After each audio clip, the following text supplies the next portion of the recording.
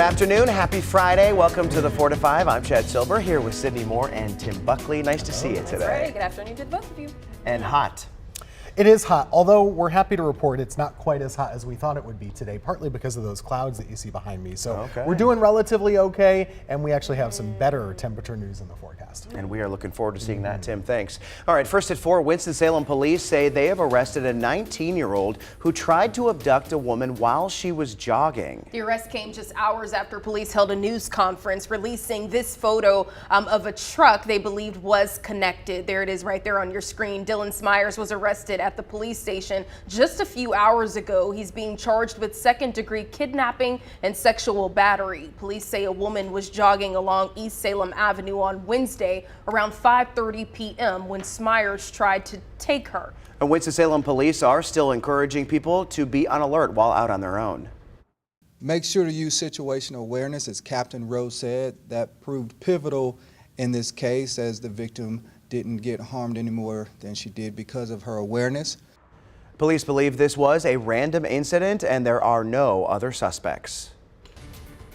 Meanwhile, law enforcement is still searching for a suspect behind a deadly attack in Guilford County. A woman was found dead and her niece rushed to the hospital after someone attacked them on Wellesley Drive near Adams Farm Parkway. Today we know the niece is expected to recover. The attack happened yesterday morning just after 10. The Guilford County Sheriff's Office says the suspect was not related to the family and that it appears it was a random attack. Right now we don't know how the woman and niece were injured, but the Sheriff's Office confirmed it was not a shooting. We will let you know when we learn more.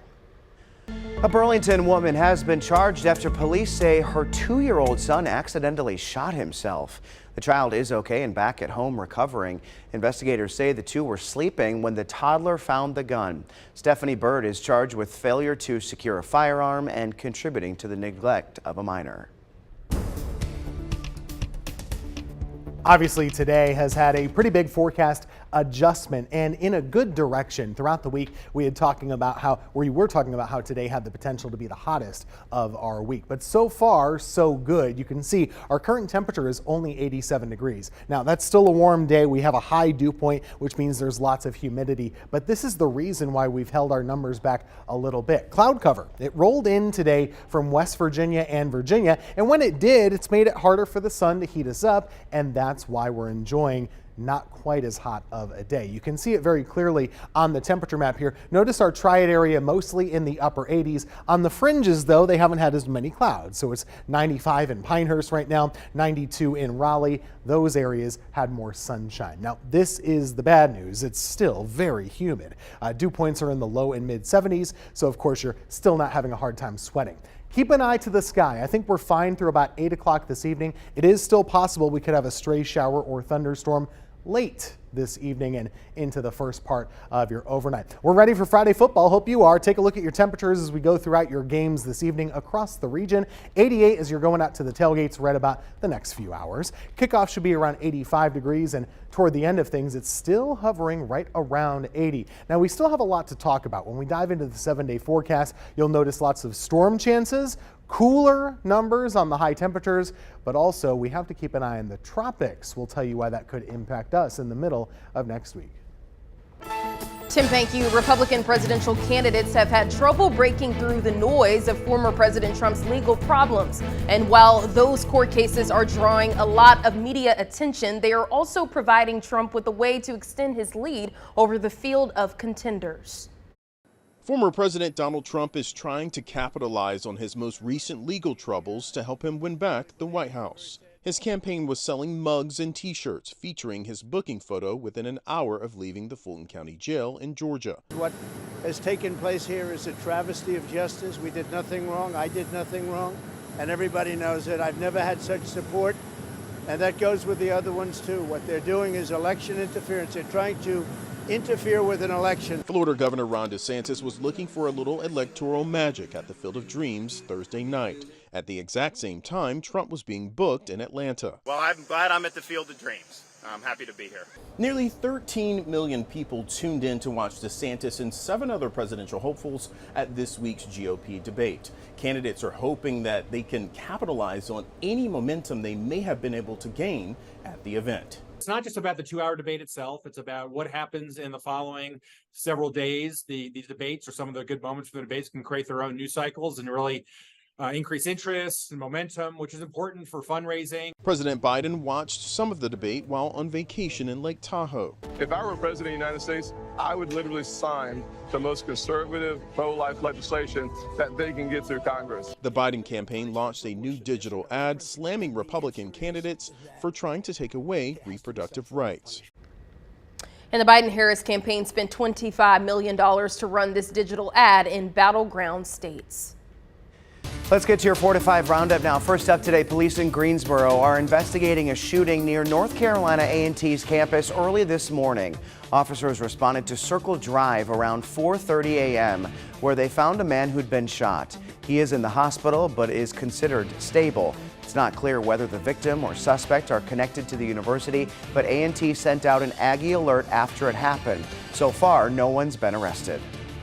A High Point doctor is facing charges for allegedly forcing himself on a female patient. Jeffrey Frick is facing 2 misdemeanor charges, one including sexual battery for this alleged offense during a chiropractic adjustment.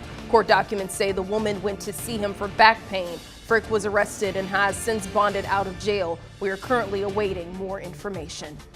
Thousands of North Carolinians could have problems getting food because of an EBT card scam. The state says it canceled more than 7,000 cards after people were getting scammed into sharing their personal information. State leaders say it could take 3 to 7 business days to get users their new cards. The state is urging people affected to call their DSS office so they can get reimbursed. I-40 construction work was scheduled to begin tonight. The Department of Transportation decided to push it back due to rain. The work and lane closure for it will now take place on Tuesday. They say this will impact traffic near Rock Creek Dairy Road. Ahead of the first day of school on Monday, Guilford County Schools hosted freshman orientation at High Point Central. After the chat, incoming freshmen and their families got to celebrate with a carnival. WFMY News 2's Giselle Thomas shows us how neighboring districts rang in the start of the upcoming school year. Thousands of teachers from Winston-Salem, Forsyth County Schools Administration, and school resource officers celebrated the district's 60th anniversary and the upcoming start of the school year with a pep rally. The enthusiasm from the crowd radiated through the Bowman Gray Stadium. For teachers and staff at Winston-Salem, Forsyth County Schools, excitement is an understatement as they prepare for the 2023-2024 school year and celebrate their 60th year as a district. What is a symbol of that 60th anniversary? And it was diamonds, and I thought, what could better describe our employees in Winston-Salem, Forsyth County Schools? They truly are diamonds. They represent what diamonds represent. Those shining teachers ready to get started with new students Monday. I'm ready to break out a brand new writing station in my classroom. So working on writing this year, making not only fluent readers, but building those writing skills. They add it's not just about teaching subjects and educational skills. It's about helping students learn to grow into their emotions. It can get students through a whole lot of challenges that they may go through. And continuing what the district calls deeper learning. I'm looking forward to spending time with my students because that's why we're into education, is building relationships with our kids. That's what I'm looking forward to most. Now, throughout the week, the district held events surrounding safety, transportation, and mental health, and school starts on Monday. Fun! I mean, was it hard for you to not dance out there while you were out there recording? I was dancing a little bit, of course. Just a little 1-2 step out there, right? Yeah. I think that's so cool to have something like this before the first day of school. I mean, think about going back to your school days. At least for me, I was kind of nervous, you know, anxiety about starting in a new school or starting with new teachers and, you know, hoping that your friends are still your friends. And so, I mean, I feel like this is a great way to just lighten the mood a little bit. You're right. I remember, like, especially middle school, high school days, it was a lot of anxiety, scared. You maybe didn't have any friends. You were already intimidated about that, but probably gives a great opportunity for people to loosen up and talk to some students in the stands and get to know each other more. Their excitement spoke volumes. There were some kids who even said that they had little things going on in school, but they're so excited for this year, especially being able to do that social emotional learning, getting to know each other. Very nice. Yeah, great story, Giselle. Thank you. Well, don't forget about our Tools for School supply drive. We're still collecting school supplies at your local Walmart store. Drop off any supplies in bins through September 11th. Check our website for a list of locations and needed supplies. And before we go to break, we are preparing for the Panthers' final preseason game tomorrow. Since we are your official home of the Carolina Panthers, we are airing the game against the Detroit Lions. Coverage of the game starts at 8 p.m., followed by our late news. We'll be right back.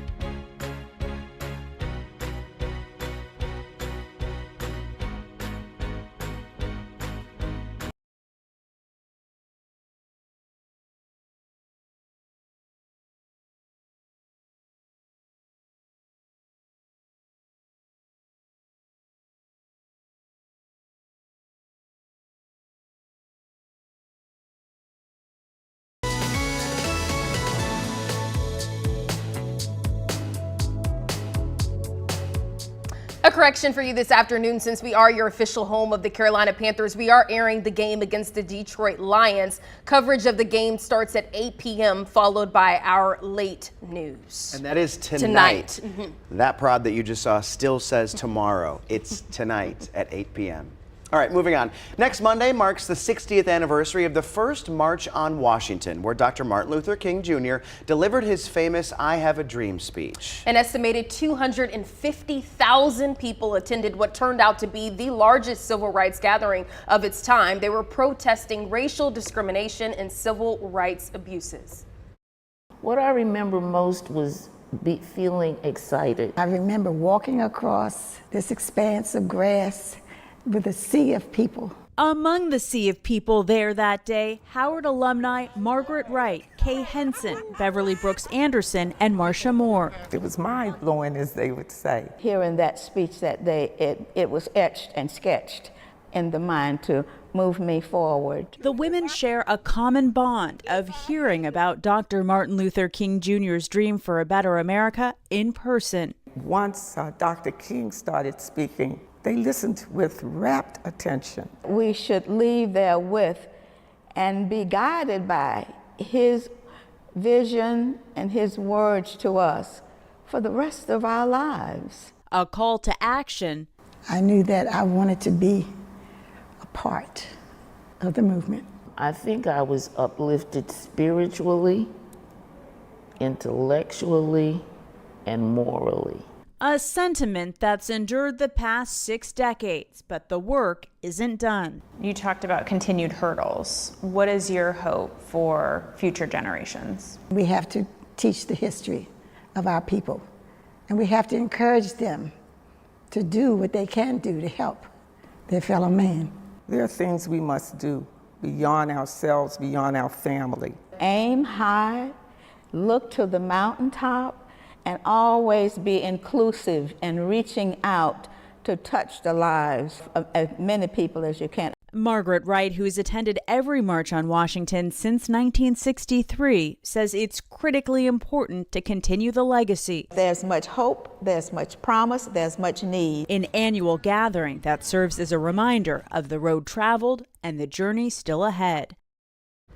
Wow, organizers expect tens of thousands of people to attend the 60th anniversary march tomorrow over in Washington, D.C. Civil rights leaders, including Martin Luther King III, Andrea Waters King, and Reverend Al Sharpton, will be among the featured guests. I mean, obviously such an important mark in our nation's history. Over 200,000 people attended this important event. And it's just a blessing even today that we have access to even go back on social media, on websites, to be able to watch his I Have a Dream speech that gives so many people chills. Yeah, and you know, as much as I love talking about how it's been 60 years, it's a shame that even though it's been 60 years, race and civil rights is such a topic that you know, that we talk about. It shouldn't be that way anymore, but unfortunately, you know, here we are still talking about the civil rights, the importance of everybody having civil rights. But I mean, we've come a long way, so I guess, you know, the future is up. That's right, absolutely. We'll be right back.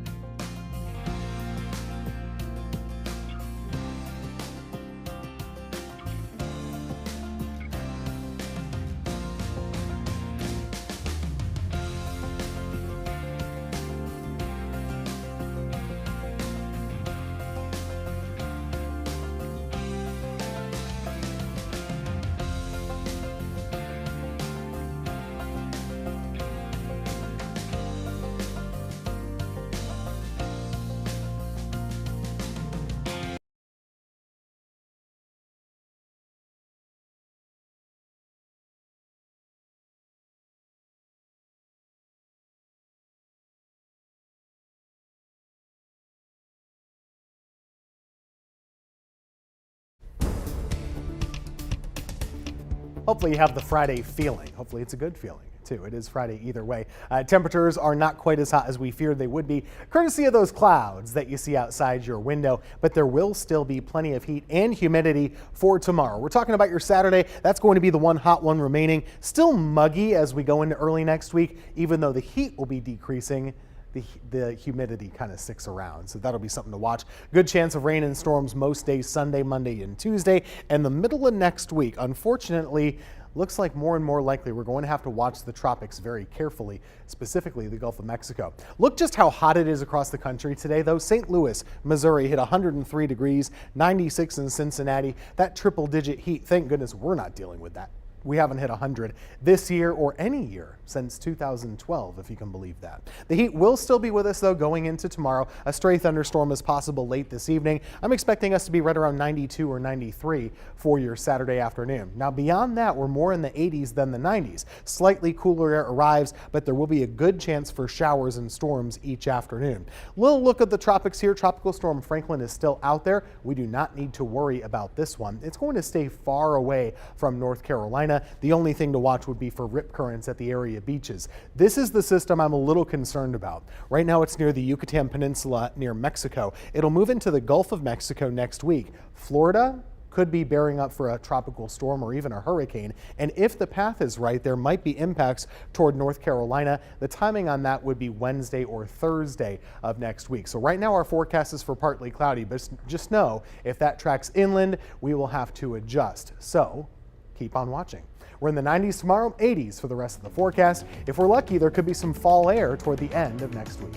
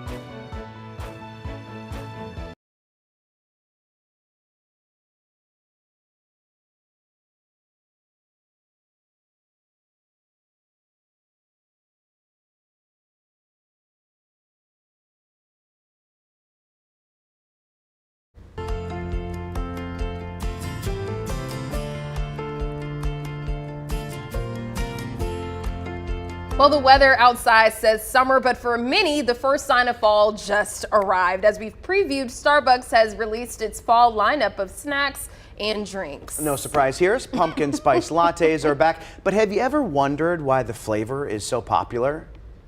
For a generation now, 3 words have come to mark the start of fall: pumpkin spice latte, otherwise known as the PSL.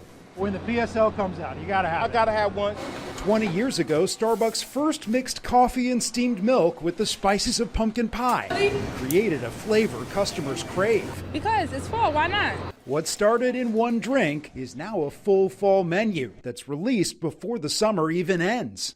2 decades show the original PSL has staying power, and the pumpkin spice trend it launched is still growing. There's been a host of pumpkin-flavored products over the years, from coffee creamers to pumpkin-flavored salsa, Spam, and even pumpkin caviar. Most offerings are only around for a limited time. There's something about this kind of limited time period aspect of, pumpkin spice, right? So it's kind of like a signaling that fall is here. Of course, not everyone is a fan. You're not intrigued. It's been around for 20 years. I'm not intrigued by pumpkin spice. In fact, I'm not, no. And jokes are now part of the season. It's that special time of year where we voluntarily imbibe pumpkin spice lattes, the coffee that tastes like a candle. Still, the numbers prove pumpkin's popularity. In the past year, U.S. sales of pumpkin-flavored products have reached more than $800 million, a 42% increase from 2019. A taste that only lasts through the fall, but comes back stronger year after year. That little drizzle at the end. John Oliver had it right. It's something that tastes like a candle. So you don't like pumpkin spice? No, I don't. And why? Let me be clear. I like pumpkin flavored things. I don't know. I just don't like the spice. Yeah. I do not think I've ever had one. I'm just being honest here. I don't think I've ever had a pumpkin spice latte. So I can't have a real opinion. Sure. But I would say Starbucks is great at selling an idea. You're not buying the coffee, you're buying the idea, and they're selling you fall. They're saying, we don't care if it's 95 outside, Right. you're gonna have some fall in your cup, and people love that. I love That's what I pumpkin think. spice lattes You do. so much. And I love lattes in general. My favorite's caramel.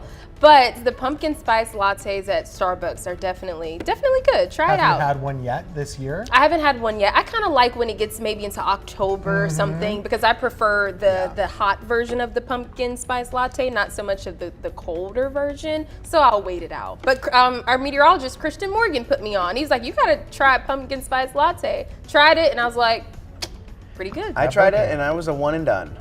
That's it. Wipe your hands. That's it. But now I could say I could say that I've had it. All right, if you thought the pumpkin spice craze was out of control, check this out. A cinnamon pumpkin spice trash bag. Hefty says they're backed by popular demand. The company says it's the trash bag scent you never knew you needed. I love it. Absolutely love it. They already have some trash bags that have certain smells and scents to them anyway. Why not match the fall theme? I'm glad they put the cinnamon in there, because now I might be able to get on board. I love cinnamon. You're a cinnamon type of guy. Well, if you're a pumpkin spice hater anyway, then you would think that they've put the pumpkin spice right where it belongs, in the trash. Right. I really am going to Around get the you a trash. cinnamon latte with caramel. I can't wait to have Let's it. just have a coffee date like tomorrow. I'm going to get you All one three too, of us. Tim. Come on. We should do Monday, it. We're okay, gonna I'll go be to waiting my for favorite coffee shop. Don't hold me to it. No, I'm kidding. Hold me to it. Hold me to it. I got you. Iced lattes all around. We'll be right back.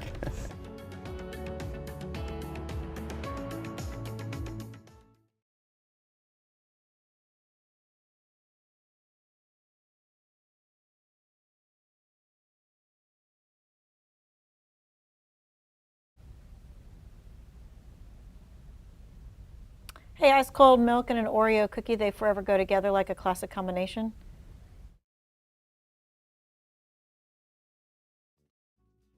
Exactly. What's up, Brad? We're here at Southeast Alamance. It's a kind of cloudy day, dog. It's feeling good. Maybe like 83, 84, maybe.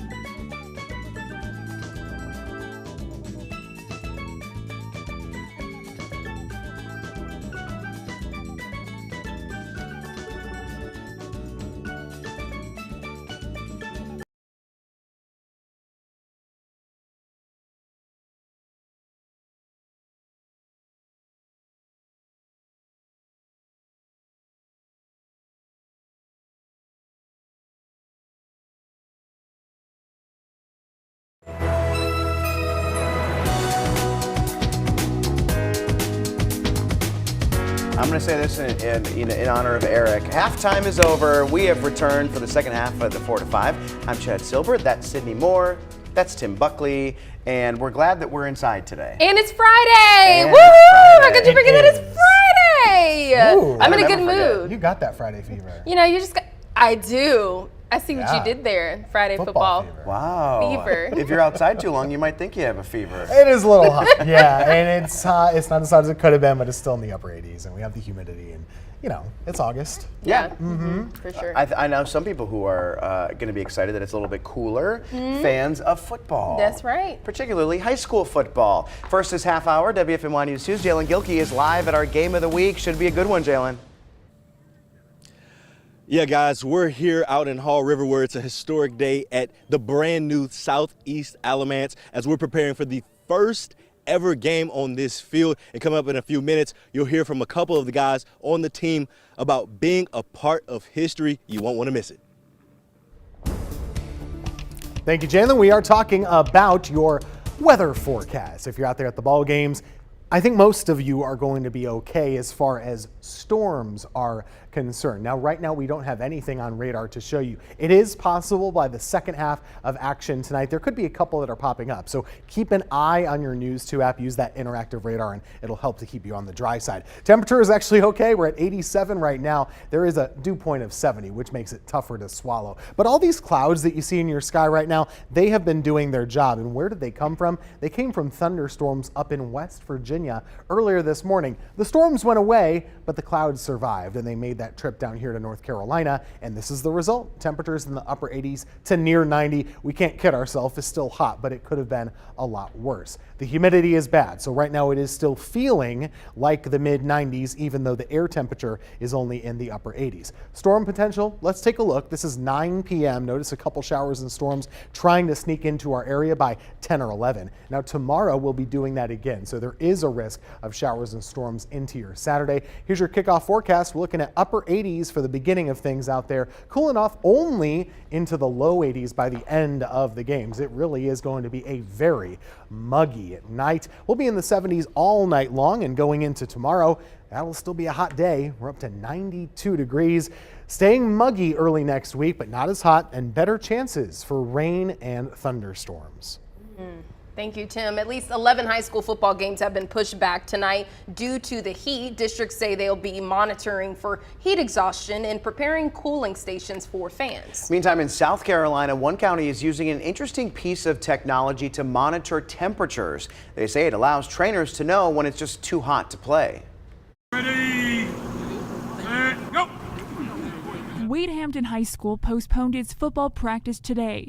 It was too hot to practice right after classes dismissed. Safety is the #1 thing for all athletes. Athletic trainers in all Greenville County schools use a wet bulb globe temperature monitor to track the heat throughout the day. It'll take into account the wind speed. It'll take into account not only humidity, wind, but also solar radiation, and take a look at all of that. And so we get a reading. Based off of that reading, we'll use our national guidelines to kind of tell us what we can do in practice every day. If the device shows a number higher than 82, athletic trainers will begin changing practices, like requiring more rest breaks, limiting how long practices can run, and only allowing players to practice while wearing limited equipment. So right now our reading of 90.6 tells us that we can only practice in no equipment, so football would be allowed to go outside in no helmet, no shoulder pads. If it gets too hot, practice will be canceled. Come game time, referees will decide if it's safe enough to play. It's all on a case-by-case basis. Some of the games may go on as scheduled. We're already kind of looking at potentially postponing that start time just to make sure that we're under heat guidelines. Athletic trainers have cold tubs filled with ice in case anyone starts showing signs of a heat-related illness. They also remind athletes that they need to drink plenty of water and eat a balanced meal before they go into the sun. I'm also asking them to be aware and to listen to their body, because it could start off as a heat cramp that just their calf is cramping. It could later turn into full body cramps. Once they stop sweating, that's when we're really getting into a bigger heat illness. Wow, what a great tool it Yeah, seems it's like. fascinating. I never heard of it. Yeah, so this is kind of like the accepted standard for safety when it comes to athletics, and they use this in North Carolina too. It's called the wet bulb globe temperature.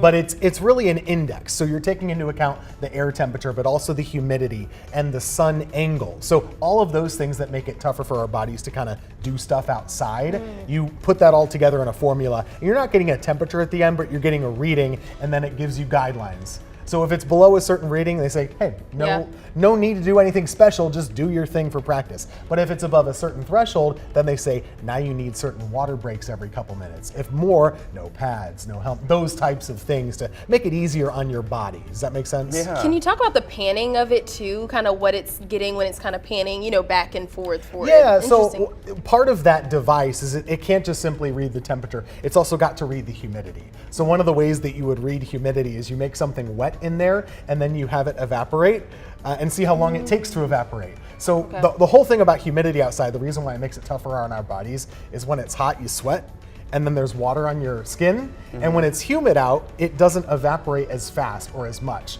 Sweating on its own doesn't cool us down. Like putting water on your skin doesn't cool you down. That water evaporating takes heat away from your body, and that process is what cools you down. So when that's not happening, you're not cooling down. So that's why when it's humid outside, our sweat doesn't work. It's not making us cooler. So that's what that device is looking to do. It's trying to figure out how humid is it outside. That is so cool. That's our chief meteorologist. There you go. Be careful, all you athletes. But they're looking out for you because it's a real danger. Yeah, There's kids that get hurt when it's too hot outside. That's good insight. Thank you, Tim. Well, let's get to your 4 to 5 roundup. COVID-19 cases are trending up nationwide. According to the CDC, hospitalizations jumped more than 21% in 1 week earlier this month. Now, updated COVID boosters will be available mid-September once the FDA signs off and the CDC sets eligibility guidelines. This year, the boosters will not be provided for free by the government. Most insurance plans are required to cover the full cost of vaccines without copays. You can also check with your employer, or if you are uninsured, look for free public health options. There was a major groundbreaking in Lexington today. Nucor Steel says it's investing $350 million to expand its operations as the nation's largest steel producer.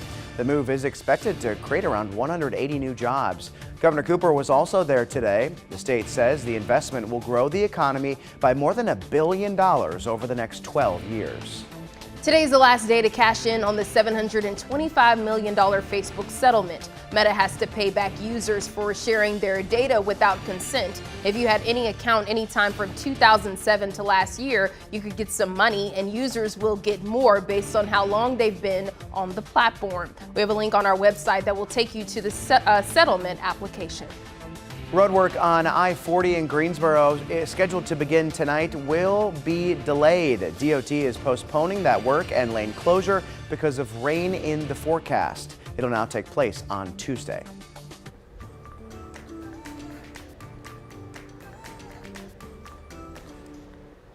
I know you know this, right? I love my dog. She's a happy dog. She makes me laugh. She comforts me. And recently, she cost me a whole lot of money. Yeah, just like a human, she tore her ACL. She had to have surgery. You see, they shaved her whole little side right there. She was wearing the donut of shame. I did not have pet insurance, so everything I paid was out of pocket. Now, even if your pet doesn't have to have surgery, having a pet is part of the budget. For the first time, Consumer Reports has evaluated pet insurance. There are 8 pet insurance providers. Consumer Reports picked them based on a survey of its members with insured pets. The specifics: premiums, what's covered, the claims process, and whether people had a choice in which vets to see. We found that most people just aren't that satisfied with their pet insurance. 6 of the insurance providers earned a mid-range overall satisfaction score. 2 bottomed out with unfavorable ratings. So if you're considering pet insurance, there are some things that you should know. First, pre-existing conditions are typically not covered. Second, there are usually annual caps. If you hit that limit, you're going to have to pay out of pocket. And third, you may be responsible for paying the provider directly and then filing for reimbursement with the insurance company. So, is pet insurance worth it? If you're looking for a return on investment, maybe not so much. But if you value peace of mind, pet insurance may be something that you want to pursue. And yeah, that peace of mind. The vets that I've talked to say get the insurance. That way, if you're in an emergency, you're not thinking about the money. You're just thinking about taking the best care of your pet. Consumer Reports, though, says, you know, maybe you should just put money aside for emergencies instead of dealing with all that paperwork and all that other stuff. Interesting. It probably depends on how good of a saver you are, right? Like if you're putting away money every month, and then that can be used for the cat, the dog, the car, the whatever. But right. I think we're the only 2 pet owners, right, here? Yeah. Okay. I mean, Charlie is not a pet. But, Charlie is not a pet. He's a tomato. Takes a lot of work. Yep. Well, at first, I'm just so sorry that happened to your sweet She's dog. doing much better. Okay. She's like back to 100%. But let me tell you, it was 4 months of recovery, and it was expensive. I mean, surgery on a dog was super expensive. So one thing I thought was interesting, though, when we were doing this story, they now have telehealth for pets. Just like we have telehealth, right? So you can sit there with your animal and be like, okay, something bit it, and you can see where it bit, and they can be like, hey, here's how you clean that wound, and here's the prescription, and we're going to send it to the house. That's good. Interesting. I think that's like a nice option. It certainly would be cheaper than going to the vet, and definitely quicker. And You want to talk hopefully about makes you feel putting a better. cat in a carrier to go to the vet? It's not very fun. Super fun. I could also tell you about the time that I knocked over an air freshener with toxic liquid in it, and Figaro just lapped it all up, and we popped over to the Happy Tales emergency clinic or something at 5 a.m. on the Sunday morning, and they fixed them right up. But that was not fun. So these are things you have to think about. Or cheap. No. I mean, it's just not. Those emergency visits are just not cheap, for sure. Okay. Now, humans either. knowing what happened with you all, will you get pet insurance? So here's the thing, pre-existing condition. So it will not cover if it happens to her other leg. Now, could we use it for like if she got bit by a snake or, you know, something like that and we needed to take her to the ER? Yes, but it would not cover that specific thing again. It's just like humans, right? We have a lot of those problems too. Okay. So there's that. Yeah, we need know like that. an Affordable Care Act for dogs or something. So, and let me give you this tip that I did, because when I told the vet, hey, I don't have pet insurance, she said one of the best things for you to do is get a 0% credit card and put the cost of the surgery on that 0% credit card and then pay it off, right? Because you're not earning any interest on it, and you're able to do that over a year's time. Oh. Never thought about that. I mean, you're talking thousands of dollars. Yeah. So. And then you're increasing your credit limit, which could increase your credit score. It could. Look at that. He's silver lining right there. You've taught me so much over the years. Tomorrow, August 26th, is National Dog Day. It was started by an animal welfare advocate to celebrate all breeds, make the public aware of the number of dogs that need to be rescued. So, you know, maybe rescue a dog, take your dog for a walk, give them an extra treat. Be good to the dog.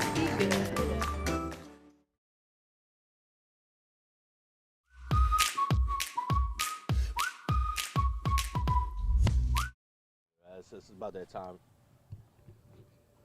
Yes, sir. News too, bro. My dad probably watching this right now. Yeah, man, tell him. Yeah, I hear you, Brad. What's up? It's me. I got 2 guys with me, Tyron. Give him a quick little mic check, first, last name, and then position. Ryan Dotson, quarterback. Tyron Squires, receiver, cornerback. Perfect. How that sound?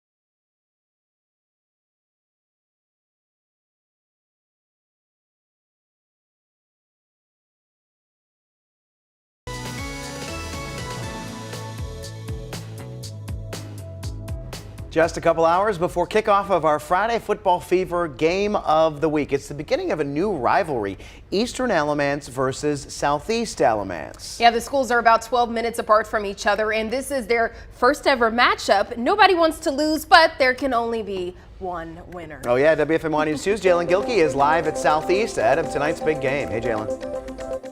Yeah, guys, it's a historic night here in Hall River as we prepare for the first ever home game in Southeast Alamance history. And I'm joined by two of the Stallions looking to make a huge impact on the field tonight. Go ahead and introduce yourself, fellas. Ryan Dotson, quarterback. Tyron Squires, wide receiver, cornerback. So the first question for you guys, both of you guys played for Southern Alamance last year. What does it mean to be a part of the history-making program, the inaugural team here at Southeast? It means a lot, to be honest. It's the new rivalry. We're about to be the big game now. No more Southern and Eastern. It's Eastern and Southeast now. Okay. Yeah, it's just good to be a part of something historic. Yeah, and so I know, Coach, I talked to him yesterday. He told me it was a little bit of a challenge blending the guys from Southern and Eastern to create this new program. What did you guys have to do to come together and just start to build that brotherhood? Basically, you just had to build, like, chemistry together, doing everything together. It's a lot of discipline that came into it, so we had to learn that we on the same team now. So a lot of discipline came into it to bring each other together. All right, boys. Well, good luck tonight. I appreciate your time. Kickoff here at Southeast is set for 7:30 as it's a new rivalry here in Alamance County as Eastern is making the trip on over to Southeast for their first ever home game in Stallion history. All right, Jalen. Looking forward to the outcome of that game. And third time's a charm, right? So tonight we will be airing the Carolina Panthers' final preseason game tonight. Their matchup features the Detroit Lions. Our coverage of the game starts at 8 p.m. Since we are the official home of the Carolina Panthers, you can catch all of the highlights on WFMY News 2 at 11. We'll be right back.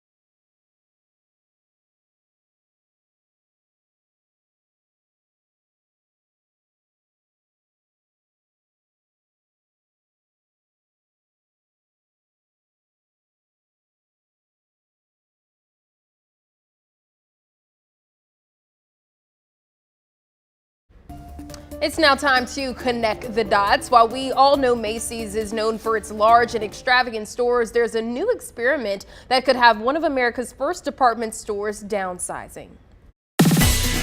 Macy's could be moving to more smaller stores soon. Let's connect the dots. For years, Macy's giant stores have lost the attraction of many shoppers. Folks have been headed out of big malls and into online shopping and those smaller stores. And now the company is looking to refresh its look. So the new stores will be smaller and located in strip malls. These sites will also frequently swap out merchandise. In an experiment, Macy's smaller storefronts outperformed its giant counterparts, also outperforming during the holidays. The new stores will open in the fall with locations in Boston, Las Vegas, and San Diego. The new stores will keep the same name, Macy's. So far, the company plans to continue to roll out stores through 2025. And that's connecting the dots. Well, we've had plenty of heat around the area, haven't we? It's been kind of a hot week of weather for sure.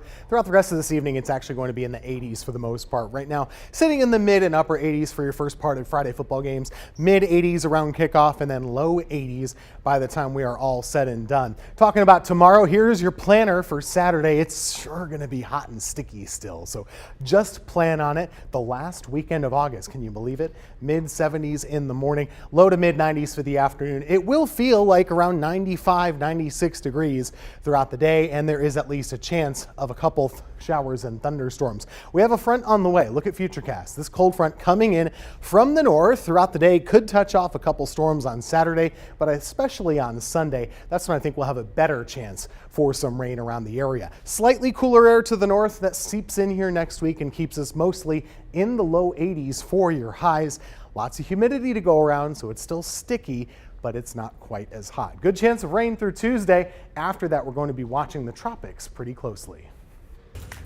Tim, thank you. Before we go, don't miss this. If you still haven't seen the Barbie movie, Oppenheimer, or one of the other big summer blockbusters, you can catch them this weekend for just $4. Yes, $4. Sunday is the second annual National Cinema Day. More than 3,000 theaters are expected to participate, including AMC and Regal locations. Fandango's managing editor, Eric Davis, sat with the host of CBS Mornings to talk about the one-day event. It's any format, too. So you can go see Oppenheimer in IMAX for $4. Oh. You can take a family of 4 to go see a movie in 3D for $4 a ticket. And a lot of these theaters are also doing discounts on concessions. They're giving away prizes in the lobby. So it's like, it really is a holiday for moviegoers. Yeah. $4 tickets. Well, we have the story up on our website with all the links you need to secure your tickets. We'll see you back here at 5.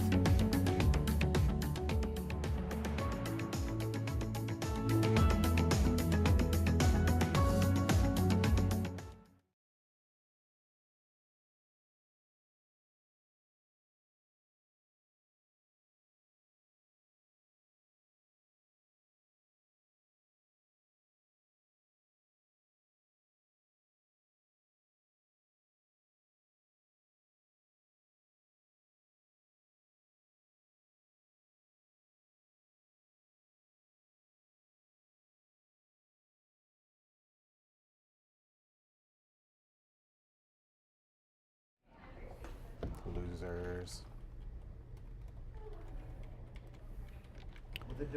What a bunch of chicken weirdos. A wet bulb globe temperature. A wet bulb. Hi, Minnesota, Mississippi, Missouri, Montana, Nebraska. Hi there, 1, 2, 3, 4, 5. It is Friday, 1, 2, 3, 4.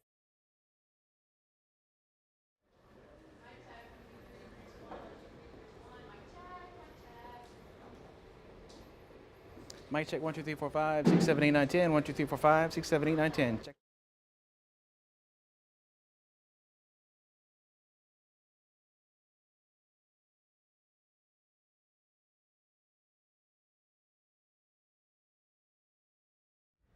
So they didn't have Mic check. Oh, I thought I just did one. Mic check 1, 2, 3, 3, 2, 1, 1, 2, 3, 3, 2.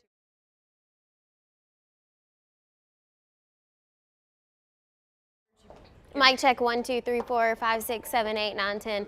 Yeah, but. It's her mom jeans that didn't do her favors. Because we were at Tabor and she pulled up.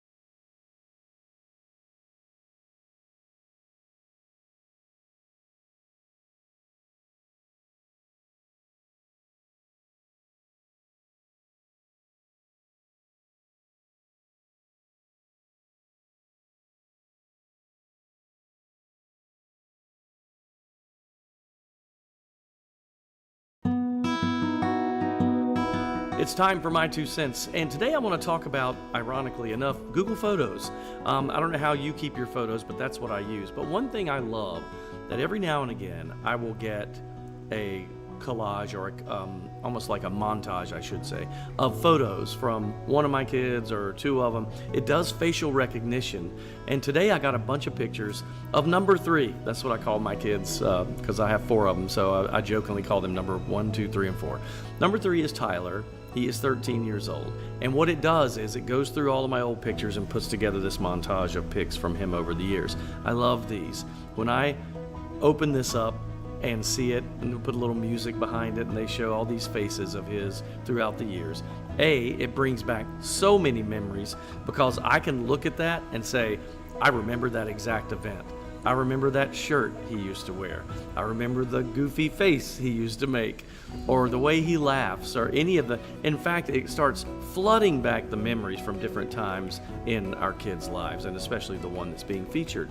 So I would encourage you, all of us save our pictures. I don't know about you, but my cell phone is packed with pictures.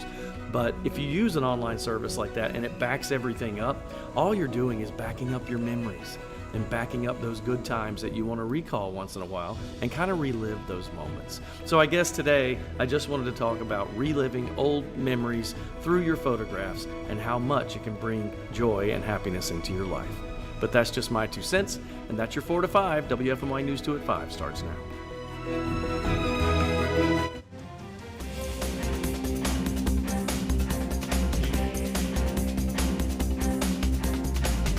Guilford County deputies say they have yet to find the person who assaulted 2 female family members yesterday, killing one of them. This happened yesterday morning, but the Adams Farm neighborhood is still in shock. WFMY News 2's Hannah Jeffries talked to neighbors who are desperate for answers. That's right, Chad and Julie. It's been over 24 hours, but people who live close to the crime scene are still thinking about the tragedy that took place. One neighbor tells me what she walked outside to was